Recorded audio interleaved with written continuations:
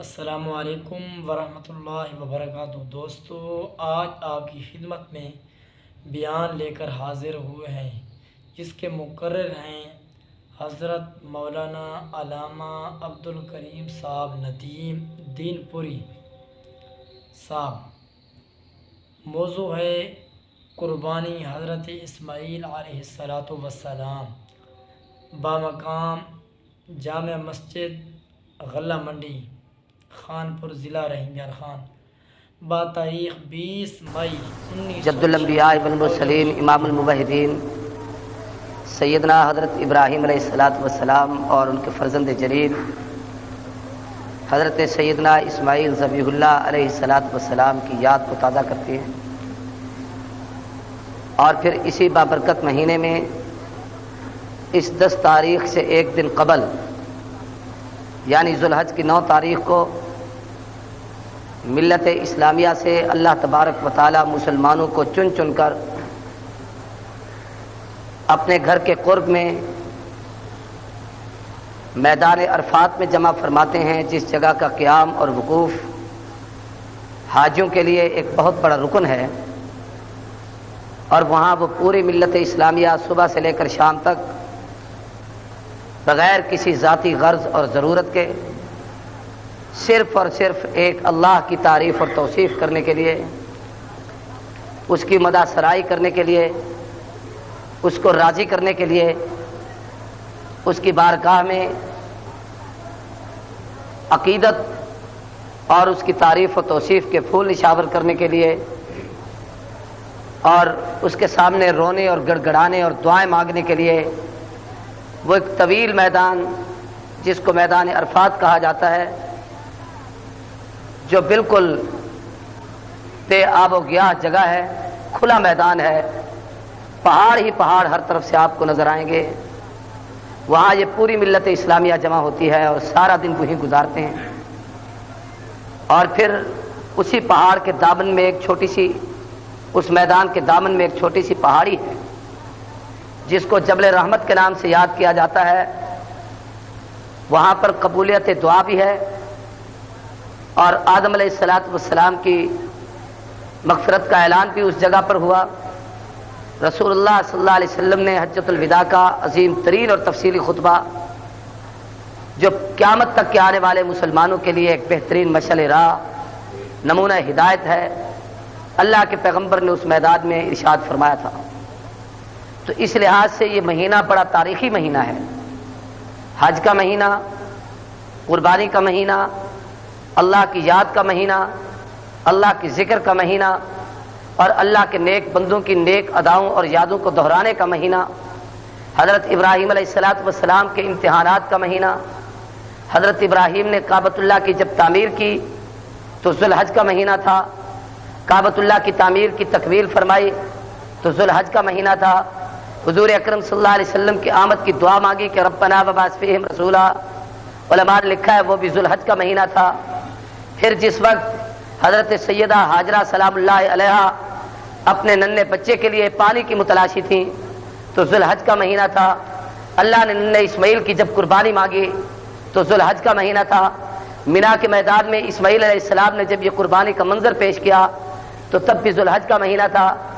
اور پھر اس سے بڑھ کر یہ کہ پوری ملت اسلامیہ جب حج کے لیے جاتی ہے تو یہی ذوالحج کا مہینہ ہے، اور پھر اسی مہینے میں اللہ نے قربانی کا حکم دیا، رہتی دنیا تک قیامت تک ابراہیم علیہ السلام اور اسماعیل علیہ السلام کی اس یاد کو زندہ رکھنے کا حکم دیا تو اسی ذوالحج کے مہینے میں دیا ہے۔ گویا حضرت ابراہیم کی زندگی کے ساتھ اس ذوالحج کے مہینے کو بہت بڑی مناسبتیں حاصل ہیں۔ یہ ذوالحج کا مہینہ ہے جو تکمیل دین کا مہینہ ہے۔ الیوم اکملت لکم دینکم واتممت علیکم نعمتی ورضیت لکم الاسلام دینا، اسی مہینے میں آیت مبارکہ نازل ہوئی، اسی مہینے میں حضور اکرم صلی اللہ علیہ وسلم پر دین مکمل اور قرآن مجید کامل ہوا۔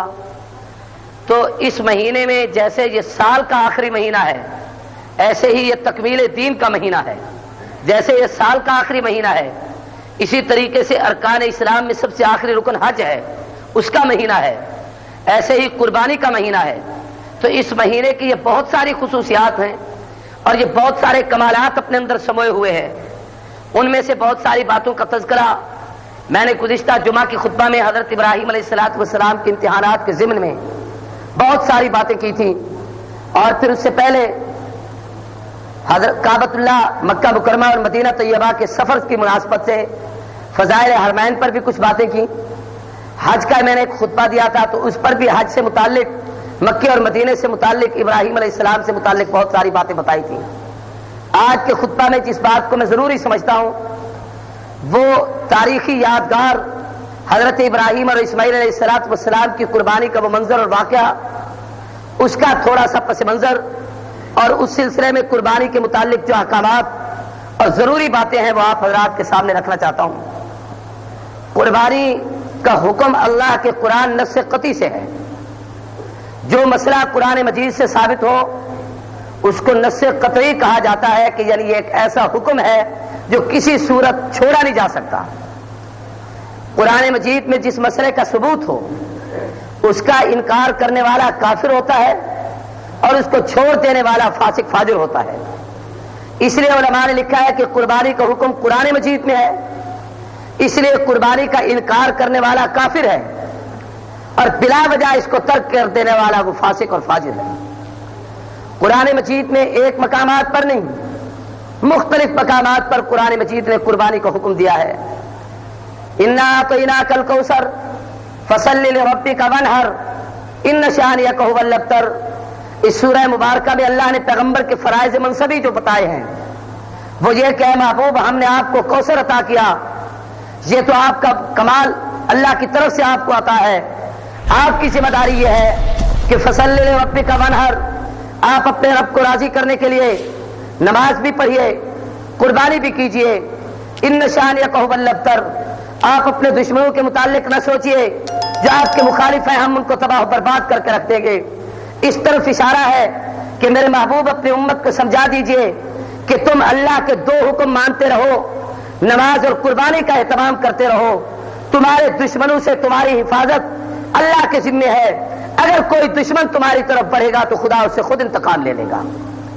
ایک اور مقام پر اللہ تبارک و تعالیٰ نے ارشاد فرمایا، اے پیغمبر اپنی زبان سے ترجمان سے اعلان کیجئے، قل ان صلاتی ونسکی ومحیای ومماتی للہ رب العالمین لا شریک لہ وبذلک امرت وانا اول المسلمین۔ اے پیغمبر آپ یہ اعلان کر دیجئے کہ ان صلاتی، میری نماز، ونسکی، میری قربانی، ومحیای، میری زندگی، ومماتی، میری دنیا سے رخصتی، یہ چاروں کے چاروں کام، میں نماز پڑھوں تو تب بھی اللہ کے لیے ہے، قربانی کروں تو تب بھی اللہ کے لیے ہے، میری زندگی ہے تو اللہ کے لیے ہے، اور اگر میں موت بھی قبول کروں گا، دنیا سے جاؤں گا تو اس وقت بھی اللہ ہی کی رضا کے لیے، یعنی کسی انداز سے بھی اللہ مجھے دنیا سے اٹھا لے، میں اللہ کے حکم پر راضی رہوں گا۔ للہ رب العالمین، صرف ایک اللہ ہی کے لیے ہے جو تمام جہانوں کا پالنے والا ہے، لا شریک لہ، اس کا کوئی شریک نہیں، اور میں سب سے پہلے مسلمان ہونے والے لوگوں میں سے ہوں، اللہ کو تسلیم کرنے والے لوگوں میں سے ہوں، اللہ کی نماز کی پابندی کرنے والوں میں سے، قربانی کی پابندی کرنے والوں میں سے۔ اس کے علاوہ قرآن مجید نے مختلف مقامات پر انبیاء علیہ السلام کی قربانیوں کا تذکرہ کیا ہے۔ خود حضرت ابراہیم، حضرت آدم علیہ السلام کے دو صاحبزادے، دونوں بچے حابیل اور قابیل کا وہ بڑا مشہور ترین واقعہ ہے۔ دونوں بھائیوں کے درمیان لڑائی ہوئی، اور وہ دونوں یہ چاہتے تھے، ایک بہن پر جھگڑا ہو گیا، وہ کہتا تھا میں اس سے نکاح کروں گا، وہ کہتا تھا میں اس سے نکاح کروں گا۔ کیونکہ ابتدائی انسانیت میں، انسانیت کے بڑھنے کا ذریعہ صرف یہی تھا کہ آدم اور حوا کی اولاد نے آگے بڑھنا تھا، اس لیے بہن بھائیوں کا نکاح ہوتا تھا، لیکن یوں کبھی نہیں ہوتا تھا۔ آدم علیہ السلام کو اللہ نے جتنے اولاد دی تھی، جلوے دو بہن بھائی ایک ہی حمل کے ساتھ آئے تھے، لیکن اس میں یہ ترتیب رکھی گئی کہ ایک حمل کا بھائی، دوسرے حمل کی بہن، اس کا بھائی، یہ بہن، ان کا آپس میں رشتہ کر دیا جاتا۔ مگر وہاں ایک بھائی نے اس پہ گڑبڑ کرنا شروع کر دی، شدت کی، کہ میں اپنی سگی بہن کے ساتھ نکاح کروں گا جو میرے ہی حمل میں میرے ساتھ آئی ہے۔ اس پر حضرت ابراہیم علیہ السلام کو آدم علیہ السلام کو اللہ کی طرف سے حکم ہوا، ان کو کہو یہ قربانی کریں، اور قربانی کا طریقہ یہ ہے کہ جانور کو ذبح کر کے پہاڑ پر رکھ دیں، جس کی قربانی کو آگ آ کر کھا جائے گی وہ اللہ کے ہاں مقبول ہوگا، جس کی قربانی نہیں کھائی جائے گی وہ اللہ کے ہاں مردود ہوگا۔ اور یہ قربانی کا سلسلہ ابراہیم علیہ السلام تک انبیاء سابقین میں یہی چلتا آتا تھا کہ وہ لوگ قربانی کرتے، بلکہ حضور علیہ الصلوۃ والسلام کے دور تک بقیہ انبیاء علیہ السلام، ابراہیم علیہ السلام کے بعد بھی جتنے لوگ قربانی کرتے، جب بھی ان کا کسی مسئلے میں اختلاف ہو جاتا، اللہ کا نبی انہیں یہ کہتا کہ تم اپنے حق کو پہچاننا چاہتے ہو کہ حق پر کون ہے، سچ پر کون ہے، تم لوگ قربانی کرو۔ دونوں حضرات چلے جائے، جانور قربان کر کے جا کے اپنے پہاڑ پر رکھ دیں، آگ آسمان کی طرف سے آئے گی، جس کو کھا جائے گی اس کی قربانی مقبول ہوگی، جسے چھوڑ جائے گی اس کی قربانی مردود ہوگی۔ یہ صرف محمد الرسول اللہ سب کے یہ صلی اللہ علیہ وسلم اللہ کے محبوب کی امت کا ورثہ حصہ ہے کہ اللہ نے اپنے محبوب کو اس بات کا حکم دیا کہ پیارے آپ ان لوگوں کو کہیے یہ قربانی کے جانوروں کو ذبح کرنے کے بعد پہاڑوں پر نہ رکھیں، آگ کا انتظار نہ کریں، یہ اسے خود کھا جائیں، اپنے عزیزوں میں تقسیم کر دیں، فقراء غرباء میں تقسیم کر دیں۔ حکمت یہ تھی کہ پہلے لوگوں کی نیکی اور بدی امت کے سامنے واضح ہو جایا کرتی تھی، جس کی قربانی کو آگ کھا جاتی وہ مقبول ہوتی، جسے آگ چھوڑ جاتی وہ مردود ہوتی۔ اب پیغمبر علیہ السلام کی امت میں بھی اگر یہی سلسلہ رہ جاتا کہ کسی کی قربانی کو آگ کھا جائے، کسی کو چھوڑ جائے، ہم لوگ ویسے بھی بڑے تانے دینے والے ہوتے ہیں، ایک دوسرے پہ تنقید کرتے، میری قربانی منظور ہوئی ہے اس کی مردود ہو گئی ہے۔ اللہ اپنے محبوب کی امت کے عیبوں پر پردہ ڈالنے کے لیے خدا نے قانون بنایا۔ محبوب آپ کی امت کو شرمندہ نہیں کرنا چاہتا، آپ کو شرمسار نہیں کرنا چاہتا۔ ان لوگوں کو کہہ دیجئے یہ قربان کرتے جائیں، خود کھا جائیں، عزیزوں کو کھلا دیں، غرباء فقراء میں تقسیم کر دیں۔ یہ جہاں پہ قربان صرف اپنے اللہ کی رضا کے لیے اخلاص کی نیت کے ساتھ کریں، انہیں آگ میں جلانے کی ضرورت نہیں، پہاڑوں پہ رکھنے کی ضرورت نہیں، پیٹ اپنا بھر لیں گے، قبول میں کر لیا کروں گا۔ صرف اس امت کا حصہ ہے۔ خصوصیات امت محمدیہ پر علماء نے بڑی بڑی کتابیں لکھی ہیں، کبھی انشاءاللہ موقع ملا تو میں اس موضوع پر ایک مستقل تقریر کروں گا کہ اللہ نے اپنے محبوب کی امت کو کون کون سی خصوصیات عطا کی ہیں۔ پہلے امتیں گناہ کرتی، صبح پیشانی پہ لکھا ہوا ہوتا تھا، ان کے ہاں اگر پانی ختم ہو جاتا تلاش کرنا پڑتا تو یہ مومن لوگوں کے ہاں قبول نہیں ہوتا تھا۔ سخت سردی کا موسم ہو، بیمار ہو آدمی، موت کو قبول کر لے لیکن پانی سے وضو کیے بغیر اس کی عبادت نہیں ہوتی تھی۔ اور اگر خدا نہ خواستہ جسم کا کوئی حصہ، کپڑے کا کوئی حصہ غلاظت اور گندگی میں بھر گیا ہے، جب تک اسے کاٹا نہ جاتا اس وقت تک وہ پاک نہیں ہوتا تھا۔ یہ اللہ نے اپنے محبوب کی امت پہ انعام کیا۔ رات بھر بھی اگر کسی سے گناہ ہو گیا ہے، صبح کو اٹھ کر اگر تہجد کی 2 رکعت پڑھ کے اپنے گناہوں کی معافی مانگ لی ہے تو اللہ اس گناہ پہ عیب پہ پردہ ڈال دیتے، اسے معاف فرما دیتے۔ بند کر دو۔ ان خصوصیات میں سے خصوصیت یہ ہے کہ اس امت کی قربانی قیامت تک جاری رہے گی، اور اللہ نے اس پہ عیبوں پہ پردہ ڈالا ہے۔ حدیث پاک میں آتا ہے کہ ایام حج میں جب حاجی جا کر شیطان کو کنکریاں مارتے ہیں تو یہ بھی رسول اللہ صلی اللہ علیہ وسلم کی امت میں ایک زندہ معجزہ پیغمبر کا قیامت تک رہے گا۔ وہاں سے کنکرے اٹھا کر کوئی آدمی نہیں کہیں لے جاتا، لاکھوں ہزار حاجی جاتے ہیں، لاکھوں کا اجتماع ہوتا ہے، ساری دنیا ایک ہی جگہ پہ کنکریاں مارتی ہے اور اتنا ڈھیر لگ جاتا ہے جس کی حد نہیں۔ وہاں سے کبھی کسی نے نہیں دیکھا کہ کوئی گاڑی والا آیا ہو، کوئی گورنمنٹ نے کسی کو ذمہ لگایا ہو، کوئی ٹرک والا آیا ہو اور وہ کنکریاں اٹھا کر کہیں لے گئے ہوں۔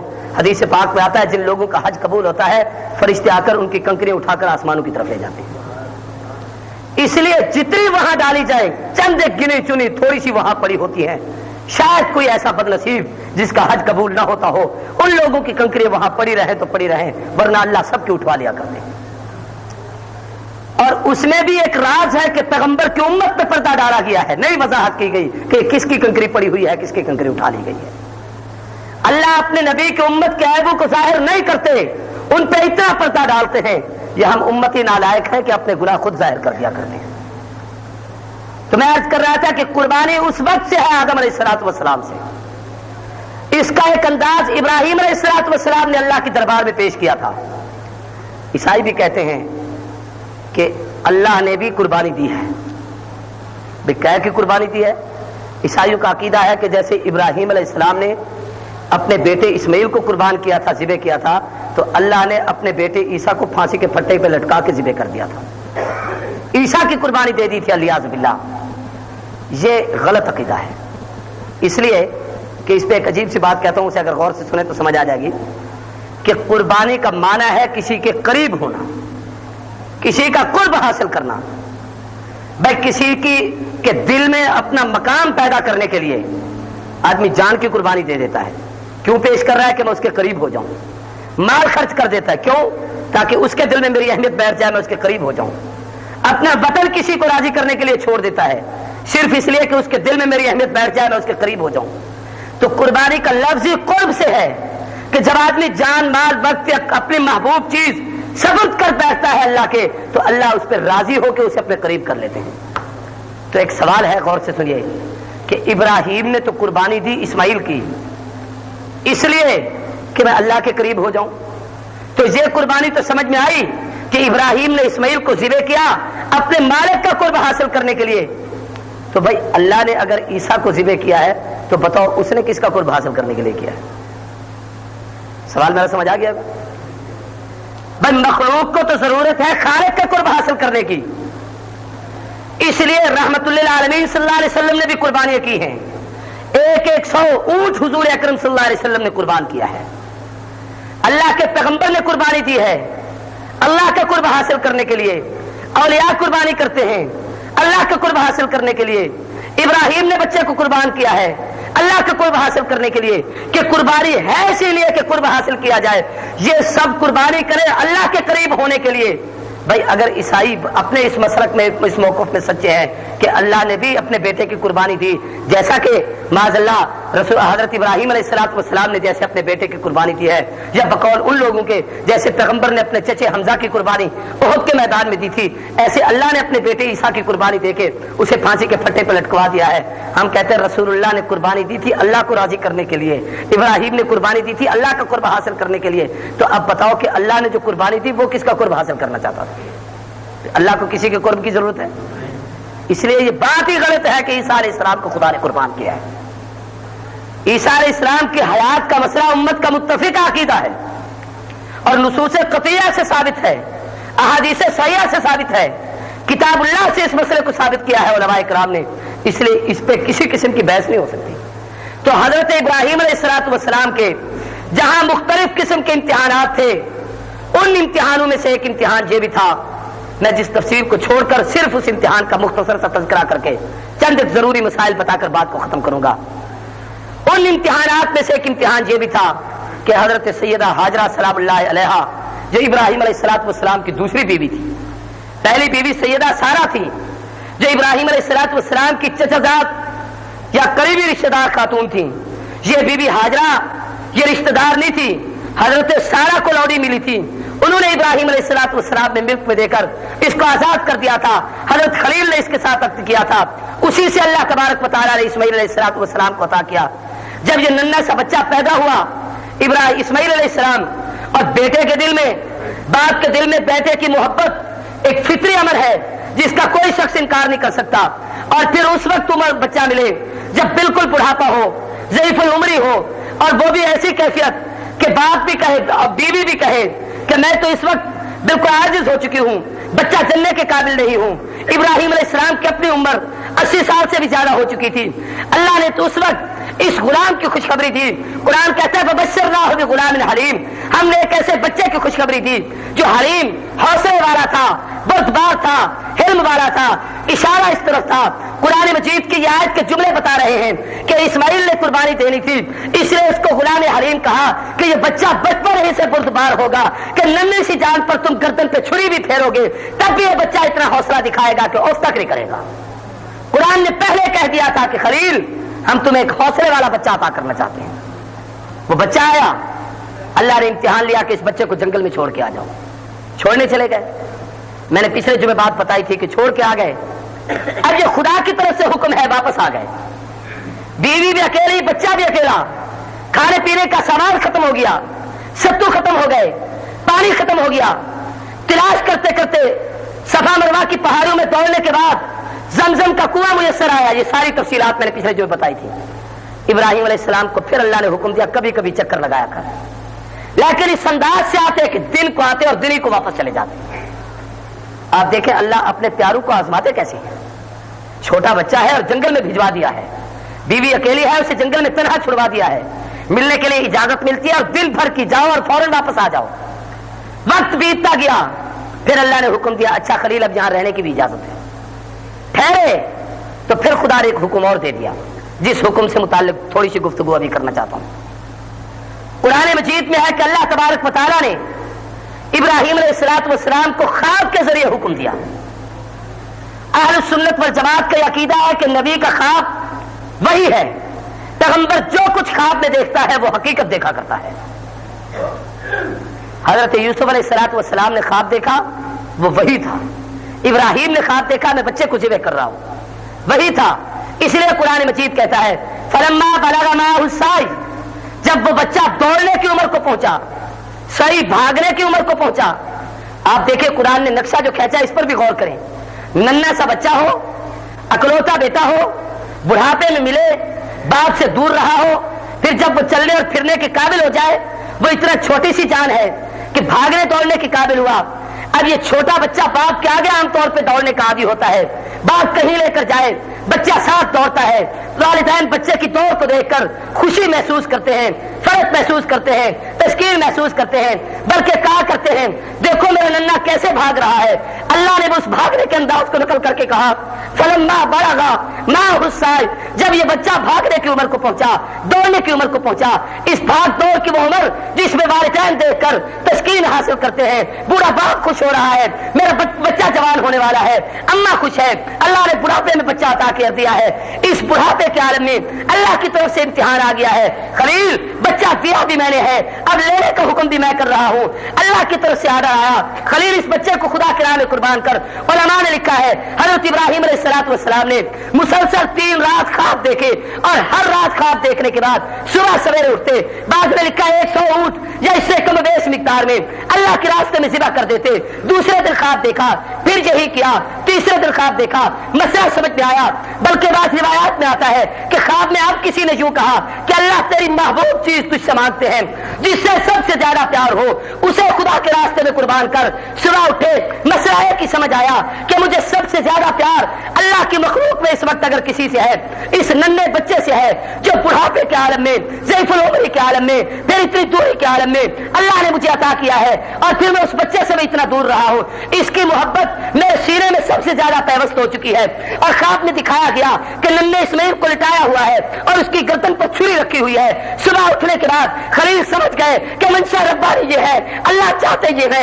ابراہیم نے اونٹوں کی قربانی اپنی جگہ پر، تو جان بھی قربان کر چکا ہے، مال بھی قربان کر چکا ہے، بیوی کو بھی جنگل میں چھوڑ چکا ہے، اس سے بڑی بڑی قربانیاں دے چکا ہے۔ اب تیرے دل کا امتحان لینا چاہتا ہوں کہ تیرے دل میں بچے کی محبت زیادہ ہے یا مجھ خدا کی محبت زیادہ ہے؟ یہ امتحان لینا ہے اس بچے کو پیش کر۔ خواب دیکھا، صبح ہوئی، ابراہیم علیہ السلام نے سیدہ ہاجرہ سلام اللہ علیہا سے کہا ہاجرہ میرے اس ننھے بچے کو تیار کر، میں اس کو ذرا اپنے ساتھ لے جانا چاہتا ہوں۔ حضرت ابراہیم علیہ السلام ہاجرہ سلام اللہ علیہا نے تیار کیا، اور لکھا ہے کہا یوں کہ میں اپنے محبوب دوست کی ملاقات کے لیے اس بچے کو لے جاتا ہوں، کیونکہ اللہ سے بڑا محبوب خلیل کا اور کوئی نہیں۔ اور یارو خلیل کہتے اسے ہیں کہ جس سے سب کچھ لے لیا جائے، خلیل کا معنی جی ہے۔ اس لیے ابراہیم اللہ کے خلیل تھے، محمد الرسول اللہ اللہ کے حبیب تھے، اور خلیل کہتے اس کو ہیں جس سے سب کچھ لے لیا جائے۔ اللہ نے خلیل سے جان لی، مال لیا، وطن لیا، دل لیا، آخری بات تھی کہ بیٹا بھی لیا ہے۔ خلیل پیش کر بچے کو تیار کیا ہے۔ ننھے بچے کو تیار کرا کے باپ نے بیٹے کی انگلی پکڑی، حضرت مولانا حفظ الرحمان سہاروی نے قصص القرآن میں لکھا ہے ساتھ چھری لی، ایک رسی بھی لی۔ جن لوگوں نے مکہ مدینہ دیکھا ہے، حرمین شریفین کی زیارت کی ہے، وہ سمجھتے ہیں کہ کعبۃ اللہ سے مینا کافی فاصلے پر ہے، لوگ پیدل بھی آتے جاتے ہیں، سواریوں پر بھی جاتے ہیں، مکہ الکعبے سے ہٹ کر مینا کی طرف تشریف لے جاتے ہیں، مینا کے میدان میں جا کر اس ننھے اسماعیل کو کھڑا کر دیتے ہیں۔ پہلے کوئی بات باپ نے بیٹے کے سامنے نہیں کی کہ میں تجھ سے کیا کہنا چاہتا ہوں۔ اب حضرت اسماعیل علیہ السلام نے کہا ابا جان جہاں آنے کا کیا مقصد ہے؟ قرآن کہتا ہے باپ نے کوئی بات نہیں، وہی ایک خواب پیش کیا، کہا یا بنیا انی ارا فی المنام انی اذبحک فانظر ماذا تری، بیٹے میں نے یہ خواب میں دیکھا ہے کہ میرے ہاتھ میں چھری ہے، تیری گردن پر رکھ کر چلا رہا ہوں، تو بتا تیری کیا رائے ہے، تیرا کیا خیال ہے، میں اس خواب کو پورا کروں یا چھوڑ دوں؟ باپ نے اپنے بیٹے کے سامنے یہ تجویز پیش کر دی۔ دیکھیں اس میں بھی عجیب عجیب حکمتیں ہیں۔ نبی کا خواب اللہ کا حکم ہے، وہی ہے، لیکن بیٹے سے بھی پوچھنے کی کیا ضرورت ہے؟ جب آپ ہیں اللہ کے رسول ابراہیم اور خدا کہتا ہے بیٹے کو ذبح کر، پکڑو اور ذبح کر دو، پوچھنے کی کیا ضرورت پڑی ہے؟ میری بات سمجھ آ رہی ہے آپ کو؟ بیٹے کی رائے لینے کی کیا ضرورت پڑ گئی تھی؟ اصل قرآن پہلے کہہ چکا تھا بشرناہ بغلام حلیم، حوصلے والا بیٹا آپ کو دے رہے ہیں۔ خلیل بھی آزمانا چاہتے تھے کہ میرے بیٹے کا حوصلہ کتنا ہے۔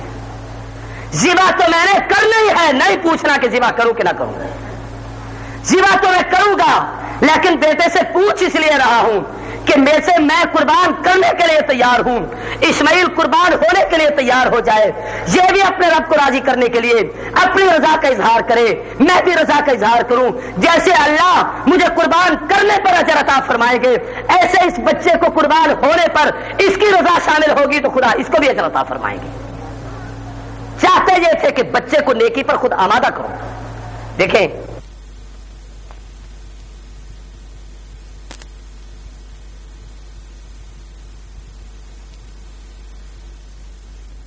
پوچھتے ہیں، میں ہر حال میں حاضر ہوں، جو آپ کہیں گے میں وہی کر کے دکھاؤں گا۔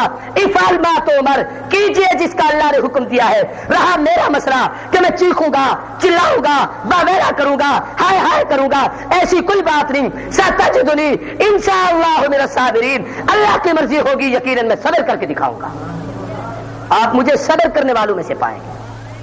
واویلا نہیں کروں گا، چیخو پکار نہیں کروں گا۔ باپ اور بیٹا اس گفتگو کرنے کے بعد عبدالصمد صارم نے ایک کتاب لکھی ہے سیرت اسماعیل پر، اس میں کچھ عجیب عجیب اس نے باتیں نقل کی ہیں، اور یہ سارے مورخین محققین نقل کرتے آ رہے ہیں، مفسرین نے لکھا ہے کہ حضرت اسماعیل علیہ السلام نے اپنا کرتا اتار کر حضرت ابراہیم کے حوالے کر کے کہا، ابا جان یہ میرا کرتا میری والدہ کے حوالے کر دینا، کم از کم میری ماں میرے کرتے کو دیکھ کے اپنے سینے کو ٹھنڈا کر لیا کرے۔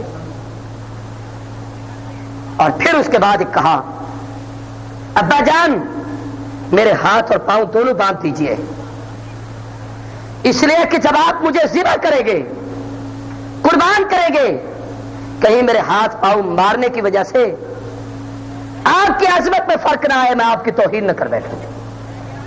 میں قربان ہوتے ہوئے بھی باپ کا احترام برقرار رکھنا چاہتا ہوں۔ اور پھر یوں بھی کہا کہ ابا جان آپ میری آنکھوں پہ پٹی بھی باندھ دیجئے، اپنی آنکھوں پہ پٹی باندھ لیجئے، کم از کم اتنا ہو کہ آپ جب میرے بہتے ہوئے خون کو دیکھیں شفقت پدری کہیں غالب نہ آ جائے اور اس میں آپ کا ہاتھ ہل گیا، قربانی نہ رائے گا ہو جائے۔ سارا فلسفہ پورا کیا گیا، کرتا اتار کے ایک طرف رکھ دیا گیا، ننھے اسماعیل کے ہاتھ باندھے گئے، پاؤں باندھے گئے۔ قرآن کہتا ہے فلما اسلما وتلہ للجبین، باپ بیٹے جب دونوں اس گفتگو پہ رضامند ہو گئے قربان کرنے پہ، قرآن کہتا ہے اونھے منہ لٹایا گیا کہ منہ زمین کی طرف کر دیا گیا ہے، منہ زمین کی طرف ہے کہ اوپر نہ ہو، کہیں ایسا نہ ہو کہ اسماعیل اور ابراہیم کی آنکھیں ایک نہ ہو جائیں۔ کیا ایک انداز ہے قربانی پیش کرنے کا۔ اونھا منہ لٹا کر ابراہیم خلیل نے چھری کو پتھر پہ اتنا تیز کیا، اس کی دھار بہت تیز کر لی تھی کہ تاکہ چھری کاٹنے میں کہیں کند نہ ہو، کہیں رک نہ جائے، کہیں قربانی میں تاخیر نہ ہو جائے۔ ہاتھ اور پاؤں باندھے، بیٹے کو اوندا منہ کر دیا، اوندا منہ کر کے جب چھری چلائی تو حضرت اسماعیل علیہ السلام نے فوراً ایک جملہ کہا، ابا جان ذرا رک جائیں۔ خلیل حیرت میں ڈوب گئے کہ پتہ نہیں بیٹا پریشان تو نہیں ہو گیا، کیوں؟ کہا ابا جان جی میرے ہاتھ بھی چھوڑ دیں، پاؤں بھی چھوڑ دیں۔ کیوں بیٹے؟ کہا میں کہہ چکا ہوں ستجدنی انشاءاللہ من الصابرین، جب اللہ مجھے صبر کی توفیق دیں گے تو نہ میرے ہاتھ ہلیں گے نہ پاؤں ہلیں گے۔ میں سوچ رہا ہوں کہ قربانی تو اللہ کے لیے پیش کر رہا ہوں، جہاں اللہ کے دربار میں رہا ہوں، آپ مجھے خدا کے لیے ذبح کر رہے ہیں، اب میں اللہ کی دربار میں جاتے ہوئے قربان ہوتے ہوئے بھی اس انداز سے قربان ہوں، اس انداز سے ذبح ہوں کہ میرے ہاتھ بھی باندھے ہوئے ہوں، میرے پاؤں بھی باندھے ہوئے ہوں، اور میرا رب اگر مجھ سے یوں کہہ دے اسماعیل میرے پاس آ رہے تھے، بدلے نہ خواستہ آئے تھے، ہاتھ پاؤں بندھا کے آئے تھے، تو میں رب کو کیا جواب دوں گا؟ اس لیے اللہ کے دربار میں جانا چاہتا ہوں، ہاتھ بھی کھلے رہ جائے، پاؤں بھی کھلے رہنے چاہیے۔ چھوڑ دیجئے، میں ہاتھ پاؤں نہیں باندھنا چاہتا۔ باپ نے چھوڑ دیے، پھر الٹا لٹایا، پھر چوری چلائی تو نہ چلی۔ کہا ابا جان معلوم ہوتا ہے شفقت پدری بڑی غالب آ گئی ہے۔ سر کا ایک کپڑا حضرت اسماعیل علیہ السلام نے دیا اور کہا یوں کہ اس کی پٹیاں بنا کے اپنی آنکھوں پہ بھی باندھے، میری آنکھ پہ بھی باندھے۔ پٹیاں باندھ دی گئی کہ باپ بیٹے کو نہ دیکھے، بیٹا باپ کو نہ دیکھے۔ چھری کی نوک تیز کرا کے کہا ابا جان اگر چھری یوں نہیں چلتی، اس کی نوک رکھ کے اس سے زور دیجئے تاکہ میرے حلق میں پیوست ہو جائے، پھر اس کو چلائیے۔ خلیل بھرپور طاقت لگاتے ہیں۔ لکھا ہے ابراہیم علیہ السلام جلال اور غصے میں آئے، نبی کی طاقت تھی۔ علماء نے لکھا ہے ایک پیغمبر میں 4000 مردوں کی طاقت ہوتی، اور وہ بھی جنت کے مردوں کی۔ 4000 آدمیوں کی طاقت ایک طرف، ایک نبی کی طاقت ایک طرف۔ خلیل بھی نبی ہے، اسماعیل بھی ہونے والا نبی ہے، وہ بھی اللہ کے علم میں نبی ہے، یہ بھی اللہ کا پیغمبر ہے، دونوں نبی ہیں۔ اوپر والا نبی ذبح کرنا چاہتا ہے، نیچے والا نبی ذبح ہونا چاہتا ہے، یہ چھری چلانا چاہتا ہے، وہ چھری چلنے کے حق میں ہے، دونوں چاہتے ہیں۔ وہ چاہتا ہے قربان ہو جاؤں، یہ چاہتا ہے قربان کر دوں، لیکن ایک تیسری طاقت جس کو خالق کل اور مالک و مختار کہتے ہیں، اس کی طاقت کے فیصلے کچھ اور تھے۔ یہ قربان کرنے کے لیے تیار ہے، وہ قربان ہونے کے لیے تیار ہے، چھری چلائی جاتی ہے نہیں چلتی۔ لکھا اسماعیل علیہ السلام ابراہیم علیہ السلام جذبات میں آئے، غصے میں آ کر کھینچ کے پتھر کی طرف ماری، پتھر چور ہو گیا، آنکھوں سے پٹی ہٹا کے دیکھا، کہنے لگے ظالم چلتی نہیں، کیا مصیبت ہے رکی ہوئی ہے؟ چھری زبان حال سے بول پڑی۔ اللہ نے چھری کو قوت گویائی تھی۔ چھری کہتی ہے امرنی خلیلی نہانی جلیلی، خلیل تو کہتا ہے چل، جلیل کہتا ہے نہ چل، تجھے چلانے کا حکم ہے، مجھے نہ چلنے کا حکم ہے۔ ایک تیرا حکم میرے سامنے ہے، ایک مالک کا حکم میرے سامنے ہے، اس کا حکم نہ چلنے کا ہے، تیرا حکم چلنے کا ہے۔ میں تیرا کہا مانوں یا اس کا کہا مانوں، تو بھی اس کا پابند ہے، میں بھی اس کی پابند ہوں۔ اس نے تجھے چلانے کو کہا ہے، مجھے نہ چلنے کو کہا ہے، تو چلا کے راضی کر، میں نہ چل کے راضی کروں گی۔ جس کی تو پابند ہے اسی کی میں بھی پابند ہوں۔ تو بھی اس کے حکم کا پابند ہے، میں بھی اسی کے حکم کی پابند ہوں۔ حیرت میں تھے خلیل اللہ، یہ کیا ہو گیا ہے؟ توجہ کرے، ایک عجیب بات بتانا چاہتا ہوں۔ ابراہیم جب اسماعیل علیہ السلام کو لے کر چلے تھے، کیا خیال ہے ظاہراً لے کر چلے تھے یا دل سے لے کے گئے تھے ذبح کرنے کے لیے؟ سارے بولو۔ خلیل کیا چاہتے تھے؟ بیٹا بچ جائے یا ذبح ہو جائے؟ سارے بولو۔ اسماعیل کیا چاہتے تھے؟ بچ جاؤں یا ذبح ہو جاؤں؟ باپ ذبح کرنے کے لیے تیار ہے، بیٹا ذبح ہونے کے لیے تیار ہے۔ باپ بھی نبوت کی طاقت لگاتا ہے، بیٹا بھی نبوت کی طاقت پیش کر کے کہتا ہے چھری چل جائے، لیکن مسلمانوں اختیار خدا کا چلتا ہے اور کسی کا نہیں چلتا۔ چھری خالق کے اختیار میں ہے، اس میں چلنے کی طاقت بھی اس نے رکھی ہے، رکنے کی طاقت بھی اس نے رکھی ہے۔ جب حکم اس کا ہوتا ہے تو پتھر کو چور کر دیتی ہے، اور جب خدا اس سے حکم لے لیتے ہیں تو اسماعیل علیہ السلام کی گردن پہ کند ہو جاتی ہے، چلنے کا نام نہیں لیتی۔ اشارہ کر کے بتایا گیا کہ لوگوں، نبیوں، ایک تمہاری طاقت ہے، ایک خدا کی قدرت ہے۔ یہاں پیغمبر کی طاقت کہتی ہے بچہ ذبح ہو جائے، اس کی قدرت بچانا چاہتی ہے۔ حضرت سیدنا نوح چاہتے تھے بیٹا بچ جائے، اللہ نہیں بچنے دیتا۔ یہاں خلیل چاہتا ہے بیٹا ذبح ہو جائے، اللہ نہیں ذبح ہونے دیتا۔ نہ پیغمبر نوح کی بات چلی، نہ خلیل کی چلی، اگر چلی ہے تو صرف رب جلیل کی چلی ہے۔ کس کی چلی ہے بھائی؟ حکم کس کا چلتا ہے؟ نبی اس کا حکم ماننے کے پابند ہے، ولی اس کا حکم ماننے کے پابند ہے۔ کسی کا حکم نہیں چلتا، جب اللہ کا حکم آ جائے تو سارے حکم ختم ہو جاتے ہیں۔ حضرت اسماعیل علیہ السلام نے کہا ابا جان حکم کی تعمیل کرنی ہے تو پھر یوں کیجئے، نوک دبائیے چھری کی، حلق میں اتاریے، آنکھوں پہ پٹی باندھیے۔ یہ سارا منظر پیش کیا، اور لکھا ہے جس وقت ابراہیم علیہ السلام نے دونوں ہاتھوں سے یوں زور دیا، چھری حلق میں تو نہ گئی، دستے کی طرف اوپر اٹھ گئی۔ خلیل جی سمجھے کہ شاید چھری نیچے چلی گئی ہے، چھری کو نیچے جانے کی اجازت نہ ملی، قوت نہ ملی، اللہ کی طرف سے حکم نہ ہوا، اوپر چلی گئی کہ پیغمبر کی طاقت لگ رہی تھی، نیچے نہیں گئی۔ اور یہاں پر علماء نے ایک جملہ لکھا ہے کہ جس وقت اسماعیل چھری کے نیچے تھے، خلیل چھری چلا رہے تھے، اس وقت پوری تاریخ انسانیت، انسان تو وہاں پر اور کوئی نہیں تھا، اللہ کے فرشتے دیکھ رہے تھے۔ اللہ نے فرشتوں کو حکم دیا تھا، فرشتے آؤ ذرا، جس آدم پہ تم نے اعتراض کیا تھا، اے اللہ اس انسان کو پیدا کرتا ہے جو زمین پہ خون خرابہ کرے گا، فساد کرے گا، آؤ دیکھو فساد کر رہا ہے، یا مجھے یاد کرنے کے لیے اپنے بیٹے کو بھی انسان ذبح کر رہا ہے۔ یہ وہ خوبی تھی جس وجہ سے میں نے کہا تھا انی جاعل فی الارض خلیفہ، انسان کو خلافت عطا کر رہا ہوں۔ ذرا دیکھو خلیل کیسے قربانی پیش کر رہا ہے۔ اور ہمارے لکھا ہے آسمان کے فرشتوں نے، جبریل علیہ السلام نے، میکائیل نے، آسمانی فرشتوں نے جب اس منظر کو دیکھا، بے ساختہ فرشتے بولے اللہ اکبر، اللہ اکبر، اللہ سب سے بڑا ہے، اللہ سب سے بڑا ہے۔ اللہ یہ تاریخ میں پہلا واقعہ کہ باپ کے ہاتھ میں چھری ہے، بیٹے کی گردن پر رکھ کر اس میں نوک دبا کر بیٹے کو ذبح کر رہا ہے۔ کبھی نہیں دیکھا گیا کسی باپ نے بیٹے کو ذبح کیا ہو۔ باپ بیٹے کی محبت میں جان تو دے دیا کرتا ہے، مر تو جایا کرتا ہے، لیکن بیٹے کو کبھی ذبح نہیں کرتا۔ اللہ یہ کیا واقعہ دیکھ رہے ہیں؟ اللہ اکبر، اللہ اکبر۔ یہ حیرت کے جملے تھے جب ابراہیم علیہ السلام نے یہ جملے سنے، خلیل بے ساختہ بولے لا الہ الا اللہ واللہ اکبر۔ فرشتوں تمہیں حیران ہونے کی ضرورت نہیں، لا الہ الا اللہ، اس کے بغیر کوئی معبود نہیں، کوئی مسجود نہیں، کوئی خالق نہیں، کوئی مالک نہیں، کوئی خدا نہیں، کوئی مشکل کشا نہیں، کوئی حاجت روا نہیں، کوئی حکمران نہیں، کسی کا آرڈر نہیں چل سکتا، نہ میری حیثیت ہے نہ میرے بچے کی حیثیت ہے، اس کے بغیر معبود کوئی نہیں، یہ اسی کا حکم ہے، جس نے بیٹا دیا ہے اسی کی راہ پہ قربان کر رہا ہے۔ لا الہ الا اللہ، اس کے بغیر کوئی معبود نہیں۔ اللہ اکبر، وہ اکبر ہے، میں اصغر ہوں، وہ اعلیٰ ہے، میں ادنا ہوں، وہ بااختیار ہے، میں بے اختیار ہوں، وہ سب کچھ ہے، میں کچھ بھی نہیں۔ اسماعیل نے چھری کے نیچے کہا اللہ اکبر وللہ الحمد۔ یہ اسماعیل علیہ السلام کے جملے تھے۔ اللہ تو سب سے بڑا ہے۔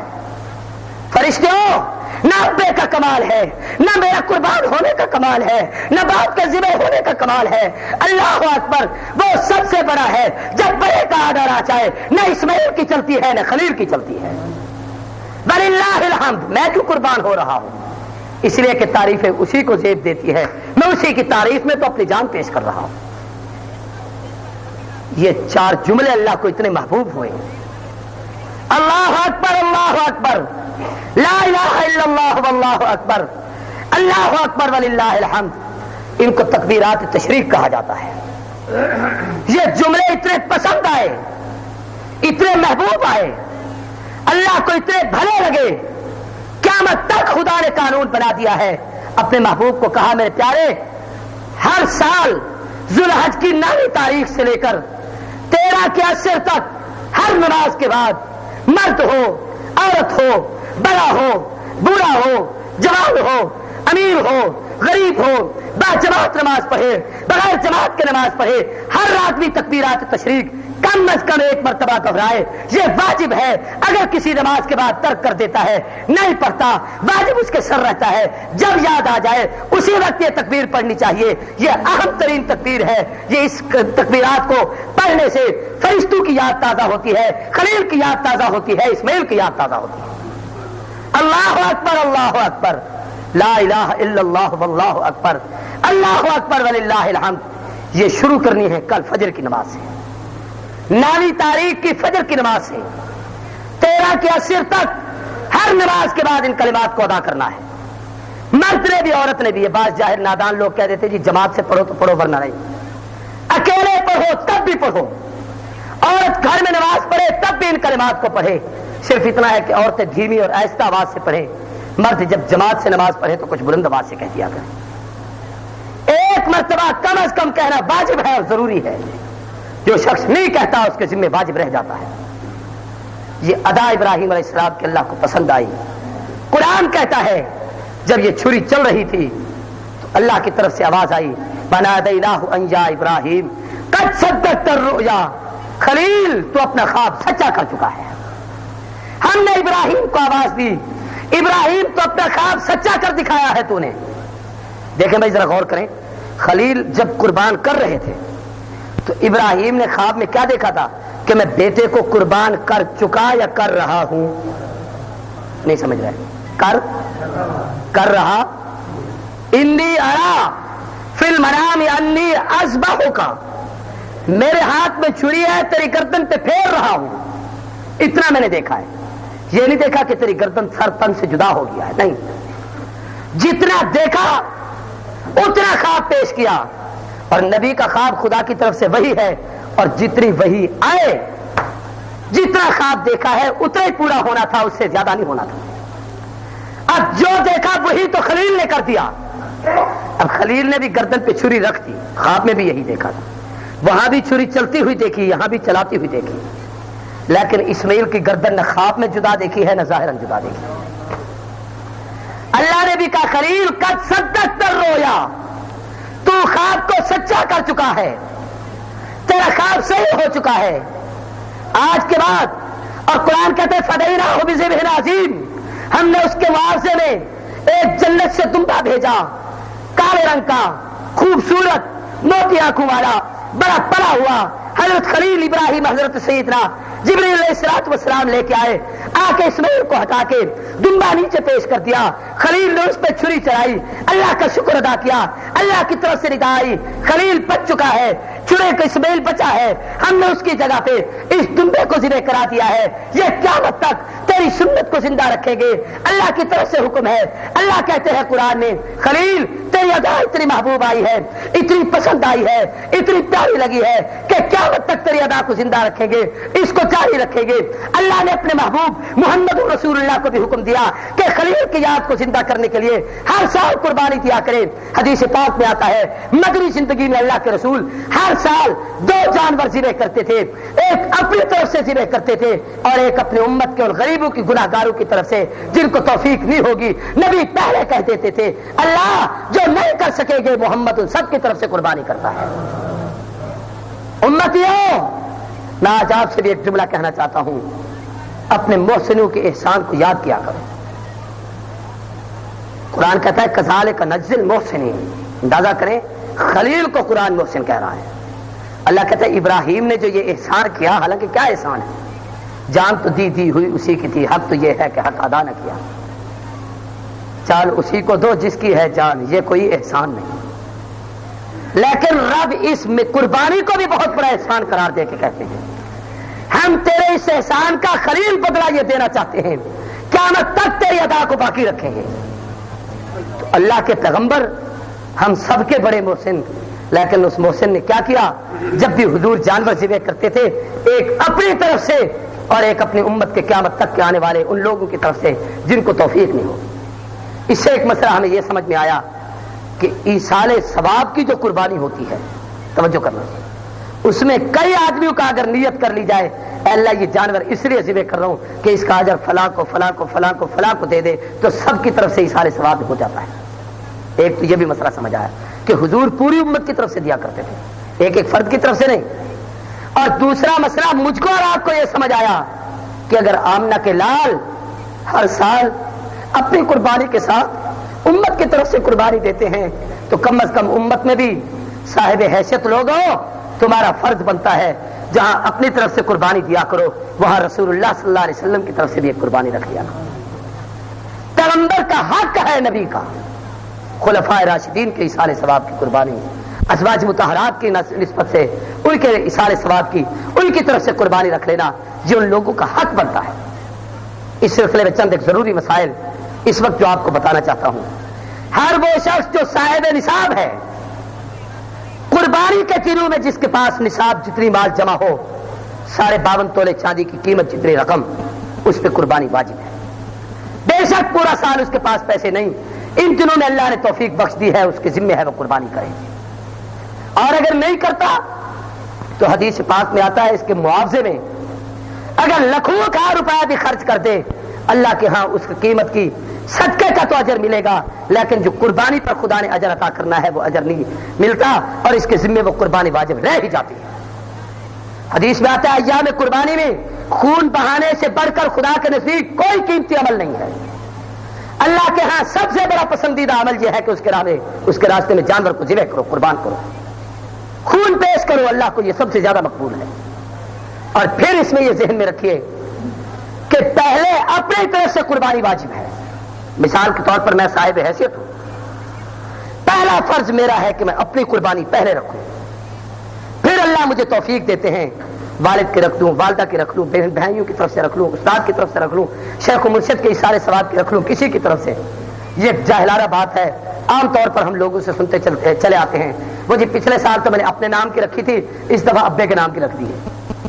भाई पैसे तुम भर रहे हो, अब्बे के नाम की कुर्बानी और अपनी नहीं रखी, हालांकि वाजिब तुम पर है, तुम्हारे बाप पर नहीं। अब्बा साहिब हैसियत नहीं तो उसमें वाजिब नहीं, अगर वो फौत हो चुके हैं तो वो तो इशारे सवाब का हिस्सा है। जो अमल तेरे जिम्मे नमाज अभी वाजिब है उसको तो तू अदा नहीं कर रहा, बाप की तरफ से कौन सी नमाज पढ़ रहा है। इसलिए पहले अपने जिम्मे है, बाद में किसी के इशारे सवाब की कुर्बानी कीजिए, पहले अपनी कुर्बानी अदा कीजिए। औरत अगर साहिब हैसियत है, उसके बाद जेवरात मौजूद हैं, उसके जिम्मे अपनी कुर्बानी है, मर्द के जिम्मे नहीं। हाँ, अगर मर्द उसकी तरफ से अदा कर देता है अदा हो जाएगी, इसमें कोई मुजायका नहीं, लेकिन जिम्मेदारी नहीं कि मर्द उसकी तरफ से भी कुर्बानी दे। औरत की अपनी कुर्बानी हो, मर्द की अपनी कुर्बानी हो। छोटे जानवरों में ये मसाइल आप सब लोग जानते हैं, इश्तिहारात मदारिस के छपते हैं, उसमें भी आप मसाइल पढ़ते हैं। इन मसाइल पर मुझे ज्यादा बहस करने की इजाजत जरूरत नहीं है। किसी को किसी किस्म का कोई मसला पूछना हो, बेशक नमाज के बाद बैठकर पूछ लेना। इख्तिसार से एक दो बातें कहना चाहता हूं। छोटे जानवर, जिससे मेरी मुराद बकरी, बकरा, दुम्बा, भेड़ वगैरह, इसका 1 साल पूरा गुजरना जरूरी है। मिसाल के तौर पर आज 9-8 ज़िलहज को एक जानवर पैदा हुआ है, अगले साल आप उसकी कुर्बानी कर दें, जायज होगी। 10 की सुबह को एक जानवर पैदा हुआ है, दूसरे साल आप 10 की सुबह को, मिसाल के तौर पर सुबह 6-7 बजे वो जानवर पैदा हुआ था, आपने 10 बजे उसकी कुर्बानी कर दी है तो उसमें साल पूरा हो चुका है, इसकी कुर्बानी जायज। इस्लामी साल का लिहाज होगा। ये बाज लोग दांत वगैरह देखते हैं, ये उम्र के लिहाज से दांत आते हैं, लेकिन ये यकीनी मसला नहीं होता। बाज दफा मुमकिन है इनमें कमी ज्यादती भी हो सकती है, लेकिन उम्र का तयक्कुन होना जरूरी है, उम्र का पूरा होना जरूरी है।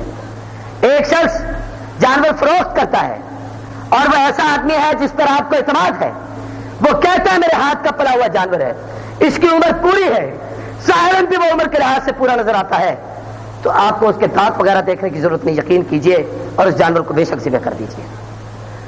और अगर उम्र में कमी आ गई तो फिर अल्लाह के यहां ये मकबूल नहीं होगा। हाँ, दुम्बा अगर 6 माह से ज्यादा हो, 7 माह 8 माह का है, 6 माह से बड़ा हुआ है, लेकिन इतना फरबा है, इतना मोटा ताजा है, इतना तंदुरुस्त है कि उसको ज़िबह आप करें 1 साल के दुम्बे के बराबर महसूस होता है, तो इसकी कुर्बानी जायज है, बाकी किसी जानवर की नहीं। गाय, बैल वगैरह इसके अंदर 2 साल से बढ़कर तीसरे साल में हो, 7 आदमी इसके अंदर हिस्सेदार बन सकते हैं। उसमें अकीदे के तौर पर यह मसला याद कर लो, दिल पे लिख लो कि सही अकीदा मुसलमान हिस्सेदार हो, अगर एक शख्स भी फासिदुल अकीदा साथ शामिल हो गया, कुर्बानी रद्द हो जाएगी। कोई मिर्जाई मिल गया, किसी मुसलमान की कुर्बानी नहीं होगी, सबकी रद्द हो जाएगी। कोई शिया किसी मुसलमान के साथ हिस्सेदार कुर्बानी में बन जाता है, क्योंकि उनके अकायद, कलमा, ईमान, नजरियात अहले सुन्नत वल जमात और मुसलमानों के अकीदे से बिल्कुल मुख्तलिफ है। एक आदमी भी अगर हिस्सेदार मिल गया तो सबकी कुर्बानी रद्द हो जाएगी। और जितने सही अकीदा मुसलमान हैं, वो सही इखलास वाले होना भी जरूरी है कि सबकी नीयत कुर्बानी करने की हो, किसी की ये नीयत ना हो कि यार लोग क्या कहेंगे, सब गोश्त खाएंगे, मेरे बच्चे भूखे रह जाए। एक आदमी की भी अगर इतनी फासिद नीयत हो गई, सबकी कुर्बानी पर बात हो जाएगी। कुर्बानी के गोश्त ढकोसले से अटकल पच्चू से तकसीम करना चाहिए, बल्कि उसे तोड़कर तकसीम करना चाहिए। तमाम चीजें उस गोश्त में साथ शामिल करनी चाहिए, उसके पाए, उसका सर, उसका मगज, उसकी जनाब जितनी चीजें भी हैं उसके अंदर, तमाम के तमाम यूनी की ये चीज उसको दे दो, वो उसके हवाले कर दो, ये उसके हवाले नहीं। अगर एक शख्स के दिल में भी इतना ख्याल आ गया जो उसको दिया जा रहा है, ये मैं ले लेता, तो सबकी कुर्बानी जाय हो जाएगी। इसलिए जब इसके हिस्से तकसीम किए जाएं, यूं अटकल से, अंदाजे से नहीं कि एक हिस्सा ये रख लो, एक ये तोड़ा जाए। अगर अंदाजे से एक बूटी भी किसी की तरफ जायद चली गई तो सूद हो जाएगा, सबकी कुर्बानी हराम हो जाएगी। ये बड़ी अहम चीजें होती हैं, इसमें एहतियात करना चाहिए। गोश्त के 3 हिस्से करने चाहिए। एक हिस्सा अपनी जान पर, अपने बच्चों के लिए आप खुद खाए, अपने बच्चों को खिलाए। एक हिस्सा आइजा, अकरबा, दोस्तों को, रिश्तेदारों और अजीजों को हदिया और तोहफे में भेजे। एक हिस्सा गुरबा, फुकरा, मसाकीब, मांगने वाले जो लोग आते हैं उन लोगों में तकसीम करे। अगर किसी के यहाँ زیادہ اللہ تبارک و تعالیٰ نے اس کو گھر میں بچے بہت دیے ہوئے ہیں، خود بھی صاحب حیثیت اتنا نہیں ہے، اس نے قربانی رکھ لی ہے، باہر گوشت تقسیم کرے گا تو گھر میں بھی پورا نہیں ہوتا، یہ خود بھی کھا لے تو کوئی مذائقہ نہیں، لیکن اگر اس تقسیم کی یہ ترتیب رکھے تو زیادہ بہتر ہے۔ قربانی کرنے کا سب سے افضل دن پہلا دن ہے، لیکن عید نماز کے بعد۔ آپ جس جگہ بھی عید پڑھتے ہیں نماز کے فوراً بعد آپ قربانی کر لیجئے، جائز ہے۔ اور اگر ایک شخص قربانی عید نماز پڑھنے کے لیے نہیں کیا، بیمار ہے، معذور ہے، نہیں جا سکتا، اسے قربانی کرنی ہے، تو شہر پورے کے اندر کسی ایک جگہ کی عید ہو جانا اس کے لیے شرط ہے، اس کے بعد وہ شخص قربانی کر دے۔ اس لیے قرآن کے نص قطعی میں یہ حکم ہے، فصلی لربک وانحر، نماز پڑھیے پھر قربانی کیجیے۔ اور امام نے لکھا ہے یہ آیت اتنی عید الاضحیٰ کے لیے ہے کہ فصلی لربک، پہلے نماز پڑھیے، وانحر پھر قربانی کیجیے، تو نماز پہلے ہے، قربانی بعد میں ہے۔ اگر کوئی شخص نماز سے پہلے قربانی کر بیٹھتا ہے اس کی قربانی مردود ہو جاتی ہے، قبول نہیں ہوتی۔ 3 دن قربانی کے ہیں، 10، 11 اور 12۔ 12 تاریخ کے غروب شمس سے پہلے تک آپ جانور کو قربان کر سکتے ہیں۔ پہلے دن اگر کوئی صاحب نصاب نہیں تھا، اس کے پاس پیسہ نہیں تھا، سفر میں تھا یا کسی باہر جگہ پر تھا، گھر نہیں پہنچا تھا، دوسرے دن نہ کیا، اللہ نے اس کو توفیق بخش دی ہے، مسافر تھا، گھر آ گیا ہے، ضرورت مند تھا، پیسے اللہ نے دے دیے ہیں، نصاب نہیں تھا، قرضہ کہیں سے لینا تھا، پیسے آ گئے ہیں، تو دوسرے دن اس پہ قربانی واجب ہے، یہ واجب ادا کرے۔ تیسرے دن اللہ توفیق بخشتے ہیں، اشر تک اگر اس کے پاس پیسے آ گئے ہیں اس وقت بھی جانور کو خرید کر اس کو ذبح کرے۔ اور اگر خدا نہ خواستہ کسی ایسی مشکل میں پھنس بھی گیا ہے، نہیں ہو سکا، تو اس کی قیمت صدقہ کر دے، واجب ادا کر دے، صدقہ کر دے، شاید اللہ اپنے کرم سے قبول فرما لے، لیکن کم از کم قربانی ادا کرنا اس کے لیے ضروری ہوگا۔ اور پھر آخر میں ایک مسئلہ جو سب سے زیادہ اہم ہے، آج کل بڑی ویلفیئر تنظیمیں، بڑی تحریکیں، بڑی جماعتیں، ہر قسم کے لوگ قربانی کے کھالوں کے لیے ہر جگہ پہنچتے ہیں۔ ٹھیک ہے، بہت سارے مقامات استحقاق کے ہوتے ہیں۔ ہمارے ہاں ایک تو یہ مسئلہ ذہن میں رکھیے کہ یہ شریعت نے قریبی رشتہ داروں کے حقوق کی اہمیت بتائی، لیکن اس کا یہ معنی قطعاً نہیں کہ جو فرض آپ نے ادا کرنا ہو صرف قریبی رشتہ دار کو دے دیں۔ قریبی رشتہ دار کے حق کی اہمیت کا سبب یہ ہے کہ آپ اپنے حصے میں سے اور بھی اس کو دیں۔ یہ بات نہیں کہ آپ نے جو زکات نکالنی ہے صرف اس کو دیں۔ کیا یہ تیرا رشتہ دار اس لیے کہ تیرا زکات کا مال اور تیرے مال کی میل کھاتا ہے؟ یہ اس لیے رشتہ دار نہیں، اس کا حق بنتا ہے جو خود پہنتے ہو اس کو پہناؤ، خود کھاتے ہو اس کو کھلاؤ، اچھی چیز رکھتے ہو اپنے پاس ان کے حوالے بھی کرو۔ یہ بات نہیں کہ یہ تمہاری قربانی کے چمڑے کو دیکھتا رہے کہ اس سے مجھے ملے گا تو میں اس سے گزارا کروں گا۔ ایسا کوئی مستحق ہے اس کو دے دیا جائے۔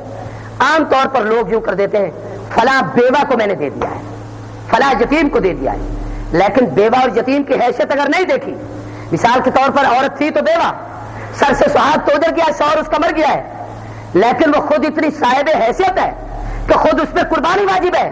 آپ قربانی کی کھالیں اکٹھی کر کے اس کو دے رہے ہیں، وہ تو خود قربانی کرنے کے لائق ہے۔ ایسے آپ نے بچے کو یتیم تو سمجھا، لیکن اس یتیم کے پاس اتنا مال موجود ہے، اس کے ورثاء کے پاس اتنا مال اس کے پاس موجود ہے کہ اگر یہ بچہ بالغ ہوتا تو یہ قربانی کرتا۔ اس لیے ایسے لوگوں کو دینا جائز نہیں، صحیح استحقاق تلاش کیجئے، جو مستحق ہو اس کو دیجئے۔ اور اس دور میں، غیر گزرے دور میں، جو سب سے زیادہ اچھا استحقاق ہمارے علماء اور محققین نے لکھا ہے، یہ صرف بحیثیت مولوی ہونے کی میں اپنی رائے نہیں پیش کر سکتا، بلکہ علماء نے تحقیق کے ساتھ لکھا ہے کہ مدارس اسلامیہ عربیہ میں اس وقت جہاں دینی علوم کی درسگاہیں موجود ہیں، اس میں ایک تو مسافر بچے ہوتے ہیں، ایک ان میں بہت سارے وہ ہوتے ہیں جو استحقاق رکھتے ہیں، مستحق ہوتے ہیں۔ تیسری بات یہ ہے کہ وہاں پر چرم قربانی خرچ کرنے سے صدقہ جاریہ ہوگا، وہاں پہ چرم قربانی خرچ کرنے سے ایک تو سب سے بڑی فائدہ یہ کہ دین اسلام کی اطاعت ہوگی، وہاں پہ قربانی خرچ کر چرم دینے کی وجہ سے ان طلباء کی خوراک کا انتظام ہوگا، وہاں چرم خرچ کرنے کی وجہ سے ان کے لباس اور تعلیم کا انتظام ہوگا۔ یہ سارے کا سارا وہ صدقات جاریہ ہیں، یہ آگے پڑھیں گے، پڑھتے چلے جائیں گے، اس کا اجر و ثواب آگے بڑھتا چلا جائے گا۔ قربانی کا چمڑا مسجد پر خرچ کرنا حرام ہے، ہر سال میں مسئلہ بتاتا ہوں۔ اے سب کو اعمال صالحہ کی توفیق عطا فرمائے۔ وآخر دعوانا الحمدللہ رب العالمین۔ الحمدللہ اس سال حج پر گئے ہوئے ہیں، قاری محمد اجمل ندیم ان کا نام ہے۔